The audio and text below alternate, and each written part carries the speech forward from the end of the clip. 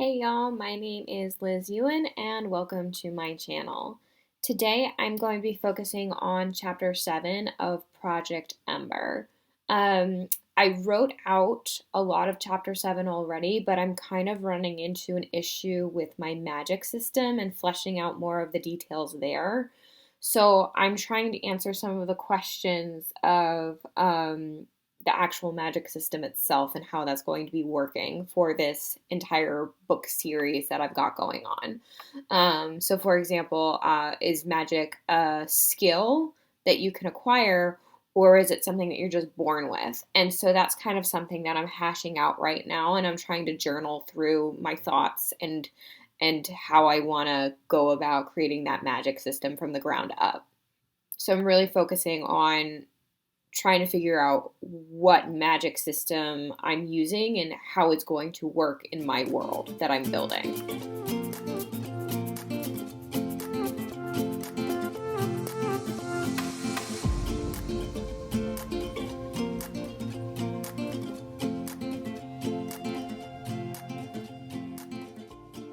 I wrote down some questions for my magic system just to kind of help me figure out exactly how this magic system is going to work. And I think I have a better idea of what's going on. Some of the questions were, what is the magic system in this world that I'm building? How does it actually work?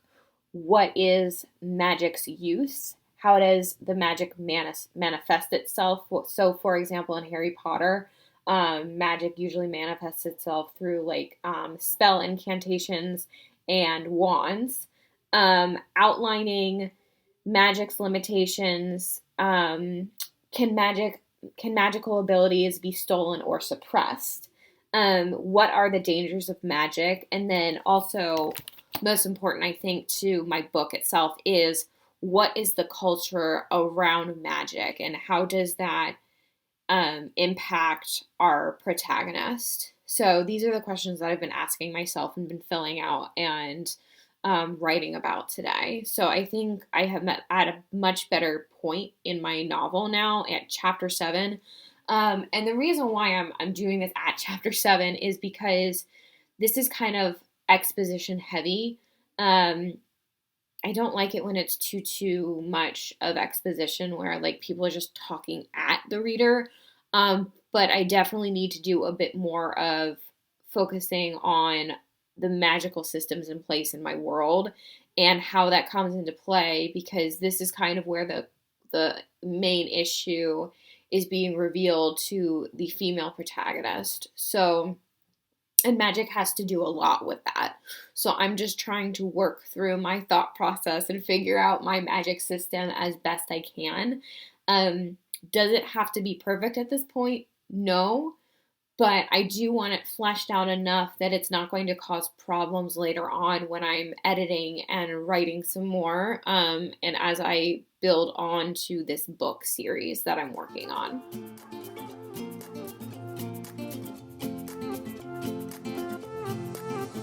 A new place, a new home, for a while, let me feel alive. Nothing to hold me back, take my time, just enjoy the ride. A new man passing by, life is good, best I've ever felt. Get me up, somewhere new, somewhere I can find myself. Oh, I feel so alive. As I reach out to the sky. I found my way. I'm working through the emotional roller coaster that is chapter 7. And by roller coaster of emotions, I mean the female protagonist starts off the chapter as very cold and distrustful, and it quickly dissolves into a very shocking discovery that is going to change the course of the female protagonist's life.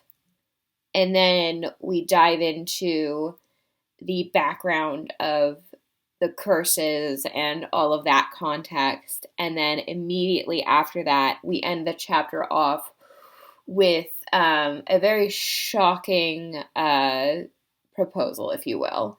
And all four of those kind of feel just very up and down, up and down.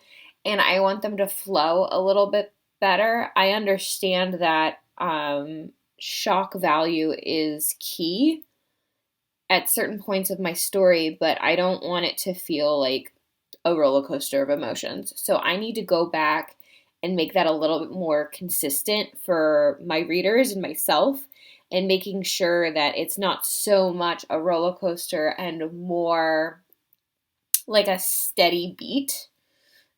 Still exciting, still exhilarating, but not as up and down and up and down. So I need to go back and rehash that a little bit more. If I had a boat, I would sail out, take every brother and sister of mine. We'd roll in the sunshine and sleep when it's dark, hoping to find somewhere we can call home. But it's black, yeah, it's black. Oh, the water's black, 'cause it's black, it's all black, black water. I'm working on the discovery portion in chapter 7, and I didn't like how I originally wrote it out. It was too jarring, I think, especially with all of the ups and downs with the emotional aspects. Um, So I'm working through that right now, and I'm hoping that it's going to flow a little bit better. I think I need to take a page from Harry Potter and go back and reread that "You're a Wizard, Harry" portion or something like that, because that's kind of the vibe that I'm putting out with this portion of the chapter, with this discovery for the female lead. So I'm gonna go back, reread that portion, and see if I can kind of channel that a little bit better for this chapter, because I just don't like how jolting and jarring everything is right now. I really do want this chapter to flow better. Get out of my way, my way.